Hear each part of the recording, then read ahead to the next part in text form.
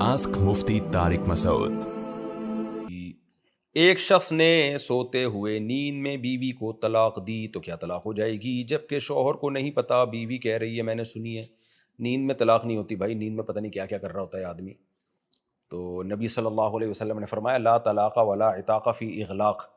انسان پر جب سوچنے سمجھنے کے دروازے بالکل بند ہو جائیں، جیسے دیوانہ پاگل آدمی ہے یا بے ہوش ہے، یا بے ہوشی میں تو خیر کیا دے گا، سوتے ہوئے میں، تو ایسی کنڈیشن میں طلاق واقع نہیں ہوتی۔ ہاں نشہ خود کرے گا تو خوب سمجھ لیں طلاق واقع ہو جاتی ہے پھر، اگر نشے میں دی ہے۔ کیا